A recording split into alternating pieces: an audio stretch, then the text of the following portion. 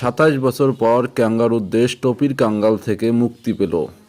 2025 বিশ্ব test championship final লেখা হলো এক নতুন ইতিহাস। লর্ডসের ঐতিহাসিক ময়দানে অস্ট্রেলিয়াকে 5 উইকেটে পরাস্ত করল দক্ষিণ আফ্রিকা।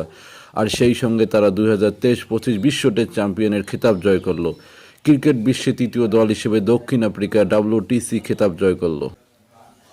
ইতিপূর্বে নিউজিল্যান্ড 2021 এবং অস্ট্রেলিয়া 2023 এই কৃতিত্ব অর্জন করেছে। প্রথম ইনিংসে মাত্র 138 রানে অল আউট হয়ে যাওয়ার পর কেউ বিশ্বাসই করতে পারেনি যে দক্ষিণ আফ্রিকা এভাবে ঘুরে দাঁড়াতে পারবে। অস্ট্রেলিয়ার 282 রানের টার্গেট তারা চতুর্থ দিনের প্রথম সেশনেই হাসিল করে ফেলে। দক্ষিণ আফ্রিকার এই ঐতিহাসিক জয়ের পিছনে দলের ওপেনিং ব্যাটার ইডেন মাকরাম সবচেয়ে গুরুত্বপূর্ণ ভূমিকা রয়েছে। এই দুরন্ত 17 রান 207 বলে 136 রান করেন তিনি। সঙ্গে অবশ্য 66 রানের সঙ্গ দিলেন অধিনায়ক টিম্বা বাবুমা। মাকরাম এবং বাবুমার এই আউট হয়ে গেলেও ততক্ষণে দক্ষিণ আফ্রিকার সামনে জয় ছিল সময়ের অপেক্ষা। এই নিয়ে দ্বিতীয়বার আইসিসি খেতাব জয় করল দক্ষিণ আফ্রিকা। আর সেই সঙ্গে 27 বছর পর প্রোটিয়া ব্রিগেডের হয়ে আইসিসি ট্রফির খরা কাটালো টিম্বা বাবুমার দল।